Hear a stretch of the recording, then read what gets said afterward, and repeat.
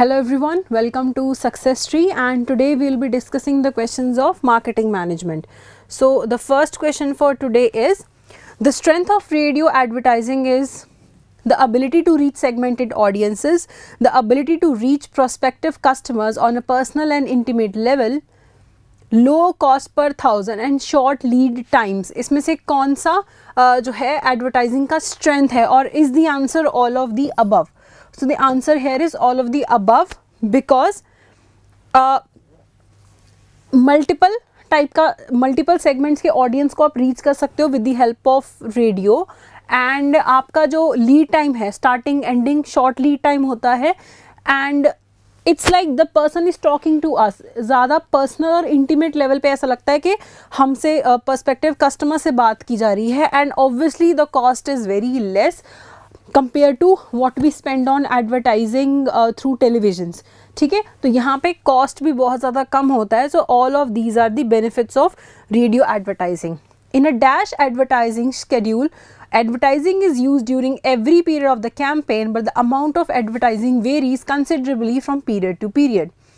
अब इनमें से कौन सा एडवर्टाइजिंग शेड्यूल ऐसा है जिसमें आप एडवर्टाइजिंग तो थ्रू द ईयर करते हैं, लेकिन जो आपका एडवर्टाइजिंग का अमाउंट है वेरी करता है. अब मान लो कि कोई कोल्ड ड्रिंक का ब्रांड है, ठीक है, तो थ्रू आउट द ईयर आप देखो कोल्ड ड्रिंक के ऐड आते रहेंगे from January to December. But जो आपके गर्मियों का टाइम होता है, like around April to you can say September, तब उनका जो एक्सपेंडिचर है बढ़ जाता है एडवर्टाइजिंग पे कोल्ड ड्रिंक्स का.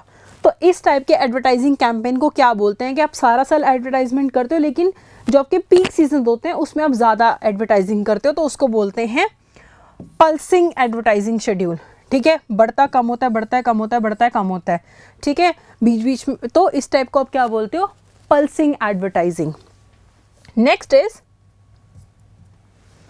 all marketing activities that attempt to stimulate quicker buyer action or immediate sales of a product are known as sponsorship, advertising, personal selling या sales promotion.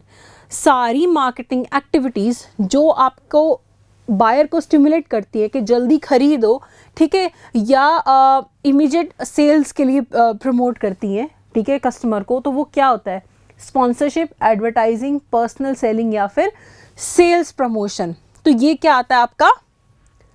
Sales. Answer should be advertising. ठीक है, to कि आप जल्दी से सारा कुछ खरीदें, इमीडिएट सेल्स करें, तो ये सब किसके अंदर आता है? आपका एडवर्टाइजिंग के अंदर. ओके, कि क्विकर एक्शन ले, इमीडिएट सेल्स हो किसी भी प्रोडक्ट की, तो इट इज़ ट्रू एडवर्टाइजिंग.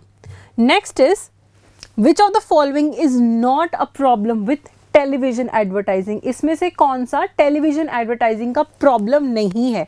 यानी कि इनमें से 5 ऑप्शंस में से 4 प्रॉब्लम है, एक कौन सा प्रॉब्लम नहीं है एडवर्टाइजिंग का through television? Escalating advertising costs. Yes, ये प्रॉब्लम है. ठीक है, तो ये तो आंसर नहीं हो सकता. टेलीविजन की जो कॉस्ट हैं ज़्यादा होती हैं. Erosion of television viewing audience, television देखने वाली जो ऑडियंस है वो कम होती जा रही है, तो ये भी प्रॉब्लम है. ठीक है, सब्सटेंशियल ऑडियंस फ्रैक्शनलाइजेशन, अलग अलग फ्रैक्शंस में डिस्ट्रीब्यूटेड है. एक 5 साल का बच्चा भी टीवी देख रहा है, 10 साल का बच्चा भी टीवी देख रहा है, 50 years old person is also watching, तो डिफरेंट फ्रेगमेंट्स में डिवाइडेड है. क्लटरिंग बहुत ज़्यादा है. आप देखो, आप कई बार सीरियल देखने बैठो, 30 मिनट्स के सीरियल में 15 मिनट तो ऐड ही आती रहती है, and people get very irritated. बहुत ज़्यादा एडवर्टाइजमेंट है, तो क्लटर हो चुका है. सो ये भी प्रॉब्लम है. इनेबिलिटी टू अचीव इम्पैक्ट, ऐसा तो कुछ नहीं है. ठीक है, जो टेलीविज़न का एड है, क्या वो आप पे इम्पैक्ट नहीं डालता है, तो ये तो कोई प्रॉब्लम नहीं हुई ना, तो इट्स नॉट अ प्रॉब्लम. तो ई जो है इसका आंसर है आपके पास, this one. Next is the premise underlying geo-demographic targeting is that people who dash also share demographic and lifestyle similarities. तो जियो-डेमोग्राफिक में कौन से लोग आते हैं? एक जिनमें डेमोग्राफिक एंड लाइफस्टाइल सिमिलरिटीज़ हैं, प्लस दूसरी कौन सी सिमिलरिटी होती है? Same income category, same area, same age, same ethnic group. तो अब देखो जियो का क्या मतलब है और डेमोग्राफी का क्या मतलब है। तो डेमोग्राफी तो यहाँ पे कवर कर दिया उन्होंने, एज, इनकम, मल्टीपल फैक्टर्स आते हैं।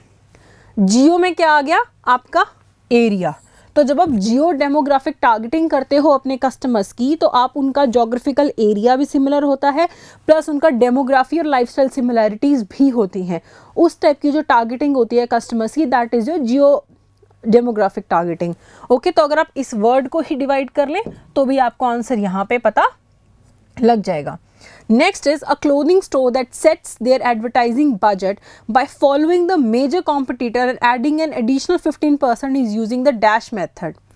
इसमें ये बोल रहे हैं कि आपका एडवर्टाइजिंग बजट कैसे डिसाइड हो रहा है। हमने मल्टीपल मेथड्स क्लास में किए हैं। ओके, तो if you have not done, please join the course if you want to study marketing management for the exam, and we are also going to start the test series. ठीक है, तो advertising budget आप कैसे तय कर रहे हैं अपना, एक आप अपने कॉम्पिटिटर को देख रहे हैं, दूसरा आप उसी के अंदर 15% एडिशन कर रहे हैं। ओके, तो आपका जो एडवर्टाइजिंग बजट है किस पे बेस्ड है कि आपका जो आपका कॉम्पिटिटर है वो क्या कर रहा है। तो ऐसे में जब आप अपना बजट अपने कॉम्पिटिटर को देख के तय करते हैं, उसको बेस बनाते हैं, तो उसको हम बोलते हैं कॉम्पिटिटिव पैरिटी मेथड। ठीक है, आपका जो बजट है अपने कॉम्पिटिटर को देख के है। Okay, so these were your questions for marketing management. Thank you so much.